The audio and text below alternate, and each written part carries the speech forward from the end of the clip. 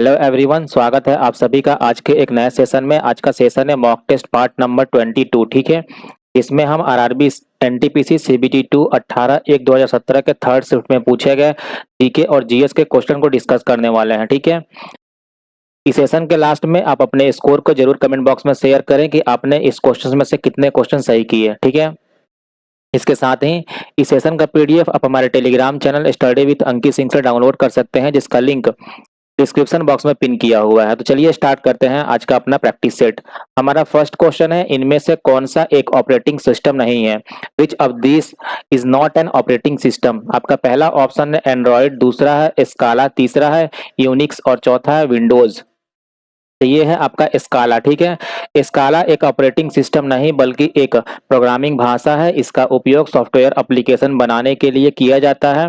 दूसरी ओर Android, Unix और Windows operating system है जो कंप्यूटर के हार्डवेयर और सॉफ्टवेयर को प्रबंधित करते हैं और उपयोगकर्ता और कंप्यूटर के बीच इंटरफेस का काम करते हैं, ठीक है। नेक्स्ट क्वेश्चन है, निम्नलिखित में से कौन सा जल में अघुलनशील है? ठीक है। Which of the following is insoluble in water? आपका पहला ऑप्शन है कैल्शियम कार्बोनेट, दूसरा है सोडियम क्लोराइड, तीसरा है लिथियम ब्रोमाइड और चौथा है मैग्नीशियम आयोडाइड। जो जल में अघुलनशील होता है वो है आपका कैल्शियम कार्बोनेट, ठीक है।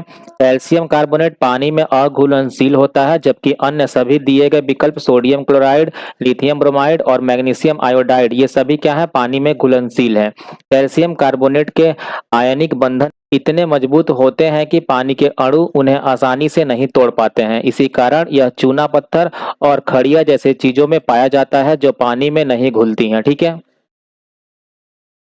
नेक्स्ट क्वेश्चन है, कंप्यूटर निम्नलिखित में से किसका उपयोग प्रक्रिया उन्मुख भाषा प्रोग्राम को मशीन भाषा प्रोग्राम में अनुवाद करने के लिए करता है? ठीक है। Which of the following is used by a computer to translate the procedure oriented language program into machine language program? आपका पहला ऑप्शन है स्कैनर, दूसरा है प्लॉटर, तीसरा है कंपाइलर और चौथा है आपका बीडीयू यानी वीडियो डिस्प्ले यूनिट, ठीक है। ये कार्य करता है कन्वर्ट करने का कंपाइलर, ठीक है। कंपाइलर एक सॉफ्टवेयर है जो प्रक्रिया उन्मुख भाषा यानी उच्च स्तरीय भाषा में लिखे गए पूरे प्रोग्राम को एक ही बार में मशीन भाषा में बदल देता है, जिसे कंप्यूटर समझ सकता है। अन्य विकल्प जैसे स्कैनर, प्लॉटर और वीडीयू इनपुट और आउटपुट डिवाइस है जो प्रोग्राम को अनुवादित करने का कार्य नहीं करती हैं, ठीक है। कंपाइलर यह सुनिश्चित करता है कि प्रोग्राम की भाषा सही ढंग से परिवर्तित हो ताकि कंप्यूटर उसका पालन कर सके। नेक्स्ट क्वेश्चन है, निम्नलिखित में से कौन सा पदार्थ पेट द्वारा जठरस यानी गैस्ट्रिक जूस के घटक के रूप में स्रावित नहीं होता है? Which of the following is not secreted by the stomach as a component of gastric juice? आपका पहला ऑप्शन है पोटेशियम क्लोराइड, दूसरा है सल्फ्यूरिक अम्ल, तीसरा है हाइड्रोक्लोरिक एसिड और चौथा है सोडियम क्लोराइड। तो ये है आपका सल्फ्यूरिक एसिड, ठीक है। पेट द्वारा जठरस के एक घटक के रूप में सल्फ्यूरिक अम्ल स्रावित नहीं होता है। जठरस में हाइड्रोक्लोरिक एसिड, पोटेशियम क्लोराइड और सोडियम क्लोराइड शामिल होते हैं जो पाचन में महत्वपूर्ण भूमिका निभाते हैं। हाइड्रोक्लोरिक अम्ल भोजन में बैक्टीरिया को मारता है और प्रोटीन के पाचन में मदद करता है, जबकि सल्फ्यूरिक अम्ल एक शक्तिशाली अम्ल है जिसका जठरस से कोई संबंध नहीं है, ठीक है। अगला क्वेश्चन है, निम्नलिखित में से कौन सा सबसे बड़ा और सबसे बहुउद्देशीय अंतरिक्ष दूरबीनों में से एक है जिसे 1990 में निचली पृथ्वी कक्षा में प्रक्षेपित किया गया था?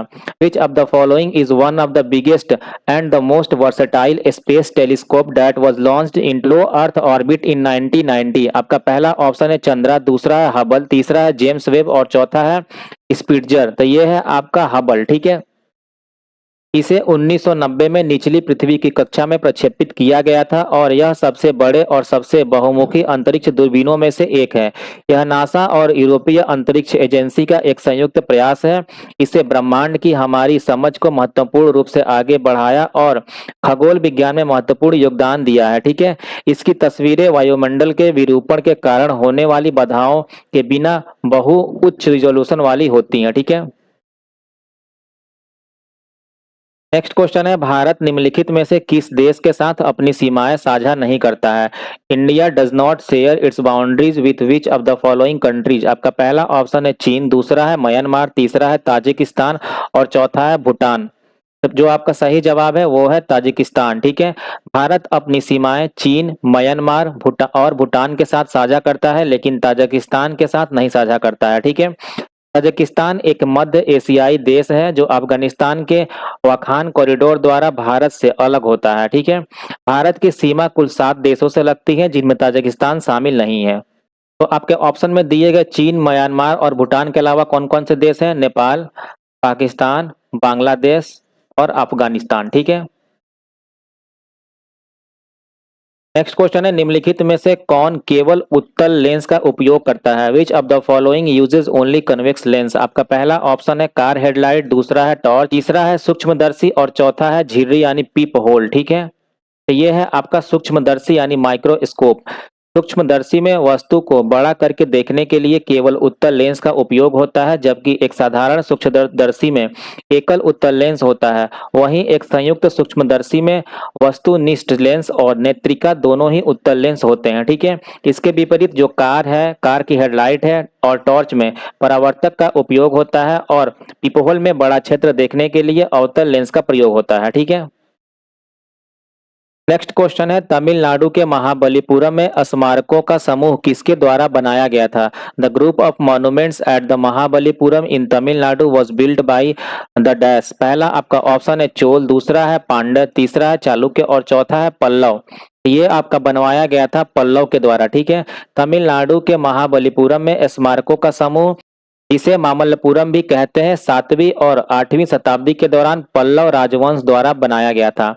यह स्थल पल्लव शासकों जैसे नरसिंह वर्मन प्रथम और द्वितीय के संरक्षण में विकसित हुआ था। यह यूनेस्को विश्व धरोहर स्थल अपने चट्टानों को काटकर बनाए गए मंदिरों, रथों और जटिल मूर्तिकला के लिए प्रसिद्ध है, ठीक है, जो पल्लव कला की उत्कृष्टता को प्रदर्शित करता है।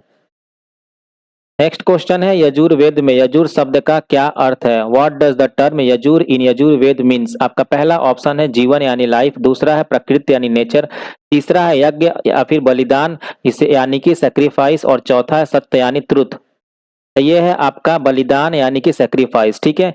यजुर्वेद नाम 2 संस्कृत शब्दों से मिलकर बना है, यजुर जिसका अर्थ है पूजा या बलिदान और वेद का जिसका अर्थ है ज्ञान, ठीक है। इस तरह यजुर्वेद का शाब्दिक अर्थ है यज्ञ का ज्ञान, ठीक है। नेक्स्ट क्वेश्चन है, भारतीय संविधान का निम्नलिखित में से कौन सा अनुच्छेद शिक्षा का अधिकार को परिभाषित करता है? Which of the following articles of the constitution of India defines the right to education? आपका पहला अनुच्छेद है 12, दूसरा है 5, तीसरा है 23 और चौथा है 21A। ये है आपका अनुच्छेद नंबर 21A, ठीक है। भारतीय संविधान का अनुच्छेद 21 से 6 से 14 वर्ष की आयु के बच्चों के लिए मुफ्त और अनिवार्य शिक्षा को एक मौलिक अधिकार के रूप में स्थापित करता है। यह अनुच्छेद 2002 के 86वें संशोधन अधिनियम द्वारा जोड़ा गया था और 2009 के शिक्षा का अधिकार यानी RTE अधिनियम के माध्यम से लागू किया गया। इसका उद्देश्य यह सुनिश्चित करना है कि किसी भी बच्चे को शिक्षा से वंचित न किया जाए, जिससे सामाजिक और आर्थिक समानता को बढ़ावा मिले। अगला क्वेश्चन है, भारत के राष्ट्रपति के रूप में निर्वाचित होने के लिए न्यूनतम आयु कितनी होनी चाहिए? What is the minimum age requirement for a person to be elected as the president of India?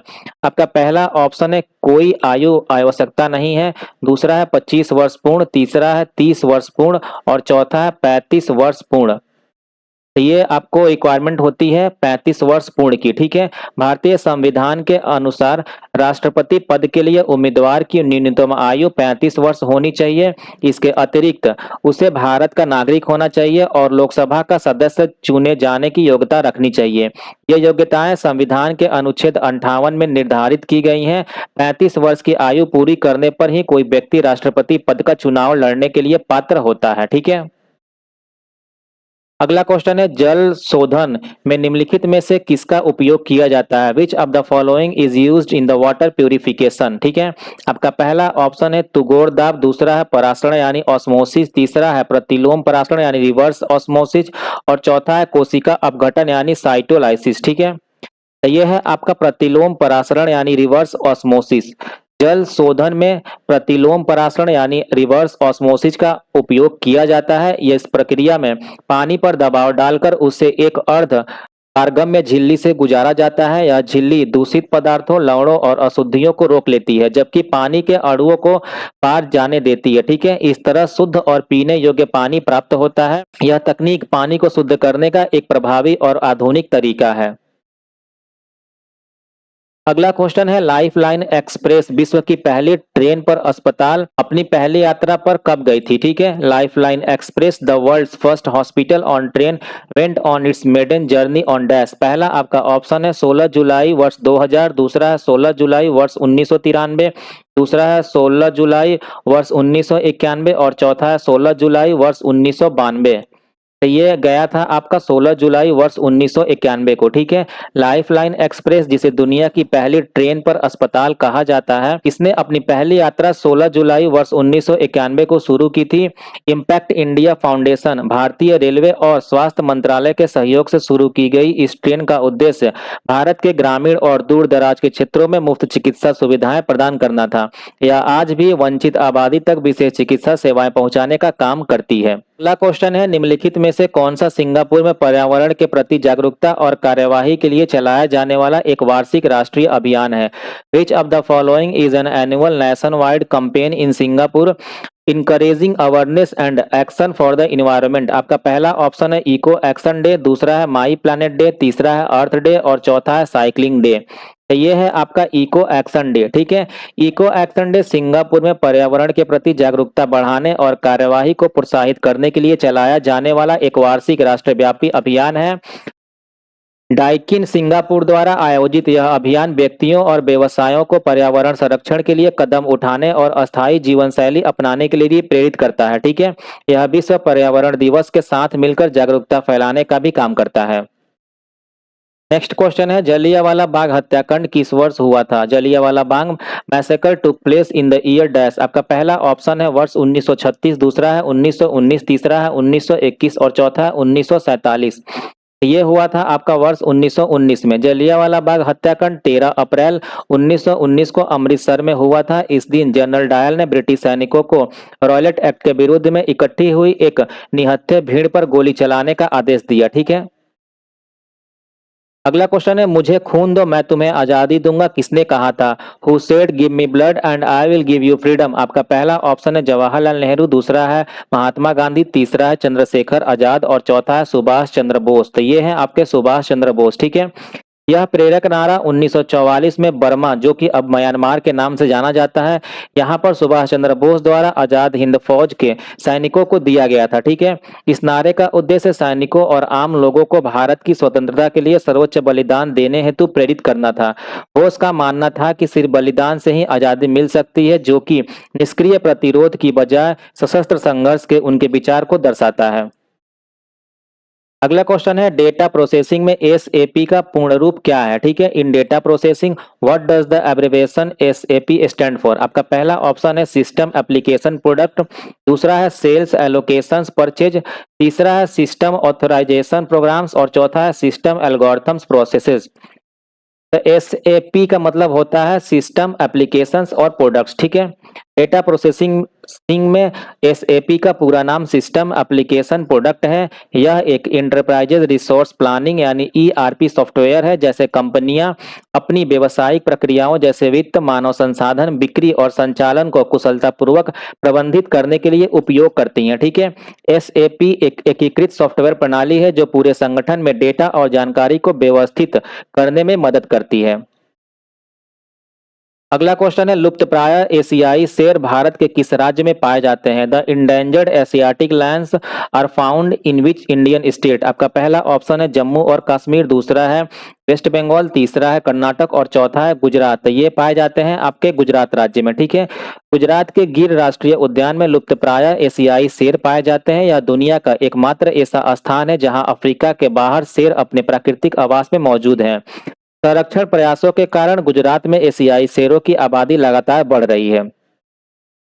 अगला क्वेश्चन है संयुक्त राष्ट्र विश्व पर्यावरण दिवस कब मनाया जाता है? UN world environment day is celebrated on dash. पहला आपका ऑप्शन है हर वर्ष 10 दिसंबर को, दूसरा है हर वर्ष 5 जून को, तीसरा है हर वर्ष 5 सितंबर को और चौथा है हर वर्ष 10 जून को। तो ये मनाया जाता है आपका हर वर्ष 5 जून को, ठीक है।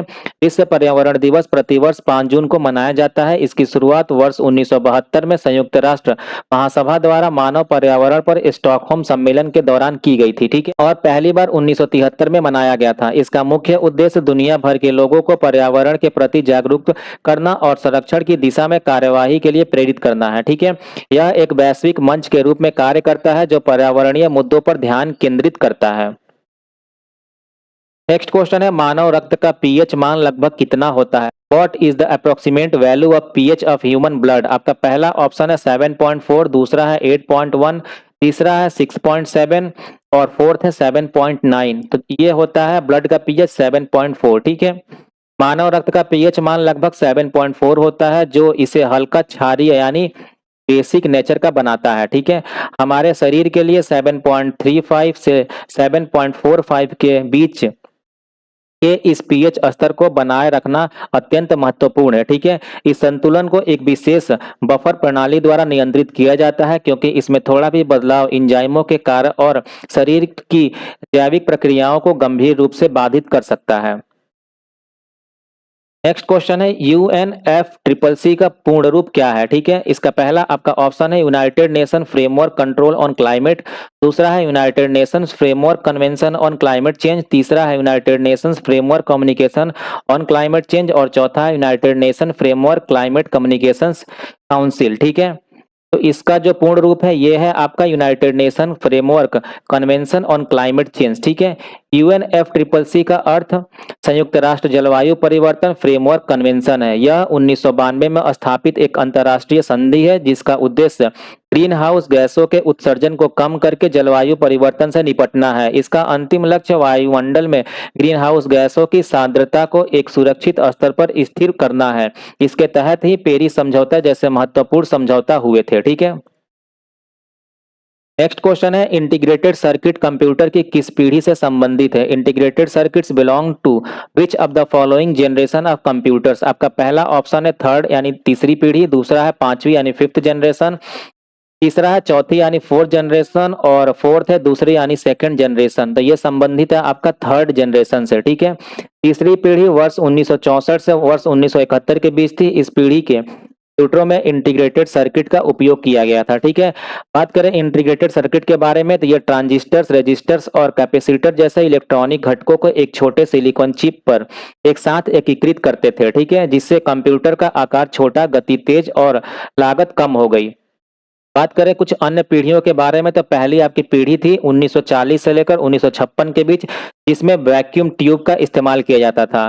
दूसरी पीढ़ी थी 1956 से 1963 के बीच जिसमें ट्रांजिस्टर का इस्तेमाल किया जाता था और चौथी पीढ़ी थी 1971 से लेकर वर्तमान तक जिसमें माइक्रो प्रोसेसर का इस्तेमाल किया जाता है और जो पांचवी पीढ़ी है वर्तमान से भविष्य के लिए इसमें एआई का यानी कृत्रिम बुद्धिमत्ता का उपयोग किया जा रहा है। नेक्स्ट क्वेश्चन है विश्वव्यापी वेब यानी WWW का आविष्कार 1989 में किसने किया? Who invented the world wide web in 1989? आपका पहला ऑप्शन है रॉबर्ट ई कान, दूसरा है लिनुस टॉरवाल्ड्स, तीसरा है टिम बर्नर्स-ली और चौथा है टेड नेल्सन। तो ये इसका खोज किया गया था टिम बर्नर्स-ली के द्वारा, ठीक है। विश्वव्यापी वेब यानी WWW का आविष्कार 1989 में टिम बर्नर्स-ली ने CERN में काम करते हुए किया था। उन्होंने जानकारी को साझा करने के लिए एक ऐसी प्रणाली विकसित की जो हाइपरटेक्स्ट, URL और HTTP जैसे मूलभूत घटकों पर आधारित थी। इनके इस आविष्कार ने इंटरनेट को एक अधिक सुलभ और उपयोगकर्ता अनुकूल मंच में बदल दिया जिससे आधुनिक डिजिटल युग का मार्ग प्रशस्त हुआ, ठीक है। अगला क्वेश्चन है वह चंद्र मिशन कौन सा था जिसने मनुष्यों को चंद्रमा पर उतारा? What was the name of the lunar mission that landed humans on the moon? पहला आपका ऑप्शन है लूनोखोद फर्स्ट, दूसरा है अपोलो 11, तीसरा है वाइकिंग फर्स्ट और चौथा है मून मिशन। तो ये था आपका अपोलो 11। अपोलो 11 वह चंद्र मिशन था जिसने 20 जुलाई 1969 को पहली बार मनुष्यों को चंद्रमा पर उतारा था। इस मिशन में नील आर्मस्ट्रांग और बज एल्ड्रिन ने चंद्रमा की सतह पर कदम रखा, जबकि माइकल कोलिंस कमांड मॉड्यूल में ऑर्बिटर में ही थे। ठीक, नासा का यह मिशन मानव इतिहास में एक बड़ी उपलब्धि माना जाता है, जिसने अंतरिक्ष अनुसंधान में एक नया अध्याय खोला। अगला क्वेश्चन है, किस खेल खिलाड़ी की आत्मकथा प्लेइंग इट माई वे शीर्षक से प्रकाशित हुई है? ठीक है, which sports person autobiography was published with the title playing it my way? पहला आपका ऑप्शन है रायन हैरिस, दूसरा है लिएंडर पेस, तीसरा है सानिया मिर्जा और चौथा है सचिन तेंदुलकर। तो ये है ऑटोबायोग्राफी सचिन तेंदुलकर की। ठीक है, भारत के महान क्रिकेटर सचिन तेंदुलकर की आत्मकथा का शीर्षक प्लेइंग इट माई वे है। यह पुस्तक 2014 में प्रकाशित हुई थी। ठीक है, इस पुस्तक में सचिन तेंदुलकर के बचपन के दिनों, उनके 24 साल के अंतर्राष्ट्रीय करियर के दौरान के अनुभवों, उनकी सफलताओं और चुनौतियों का विवरण है। ठीक है, नेक्स्ट क्वेश्चन है, निम्नलिखित में से कौन सा राज्य वर्ष 2014 में अस्तित्व में आया? विच of the following state came into existence in 2014? आपका पहला ऑप्शन है तेलंगाना, दूसरा है झारखंड, तीसरा है उत्तराखंड और चौथा है छत्तीसगढ़। तो ये है आपका तेलंगाना राज्य।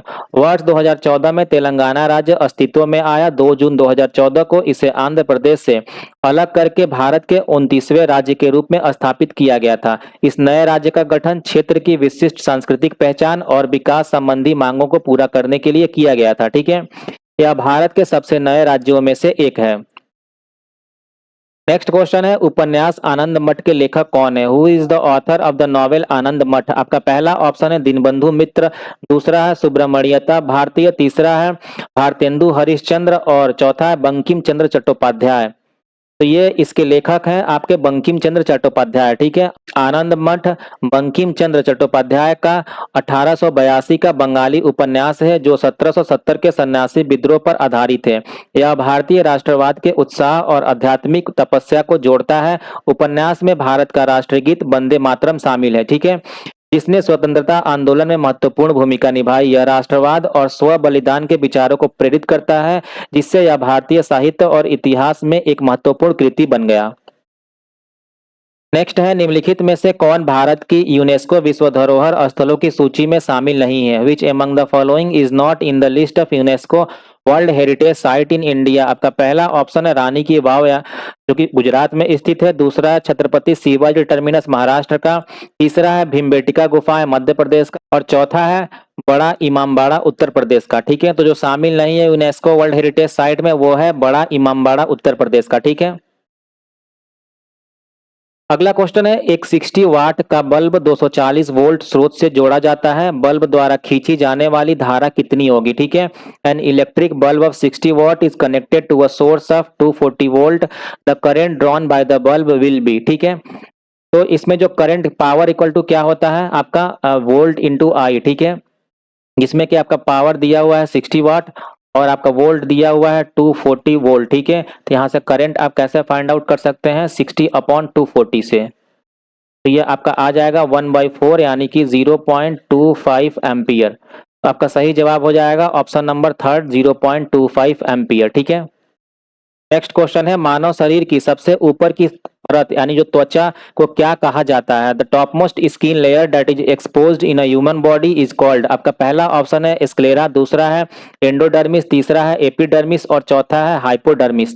ये आपका कहा जाता है एपिडर्मिस। ठीक है, मानव शरीर की सबसे ऊपर की परत को एपिडर्मिस कहते हैं। यह एक सुरक्षात्मक अवरोध का काम करती है जो शरीर को बैक्टीरिया और अन्य बाहरी खतरों से बचाती है। एपिडर्मिस लगातार नई त्वचा कोशिकाओं का निर्माण करती है और इसमें मेलेनिन नामक वर्णक भी होते हैं जो त्वचा को उसका रंग देते हैं। ठीक है, यह त्वचा को हाइड्रेटेड रखने में भी मदद करती हैं। ठीक है, अगला क्वेश्चन है, दक्षिण भारत की सबसे ऊंची चोटी निम्नलिखित में से कौन सी है? Which of the following is the highest peak of southern India? आपका पहला ऑप्शन है टोड्डा बेट्टा, दूसरा है मुल्लायनगिरी, तीसरा है कलसूबाई और चौथा है एनामुडी पीक। तो ये है आपका एनामुडी पीक। ठीक है, अनायकमुडी चोटी दक्षिण भारत और पश्चिमी घाट की सबसे ऊंची चोटी है जो केरल के इडुक्की जिले में अन्नामलाई पहाड़ियों में स्थित है। इसकी ऊंचाई 2695 मीटर है। इसे दक्षिण भारत का एवरेस्ट भी कहा जाता है। जबकि डोडा बेट्टा, मुल्लायनगिरी और कलसुबाई क्रमशः नीलगिरी कर्नाटक में स्थित है और महाराष्ट्र की सबसे ऊंची चोटियां हैं, ठीक है। और एन्नामुडी की ऊंचाई इन सभी से अधिक है। अगला क्वेश्चन है 4-5 ओम प्रतिरोधों का उपयोग करके न्यूनतम कितना प्रतिरोधक प्राप्त की जा सकती है, ठीक है। What is the minimum resistance that can be obtained using 4 resistors of 5 ohm each, ठीक है।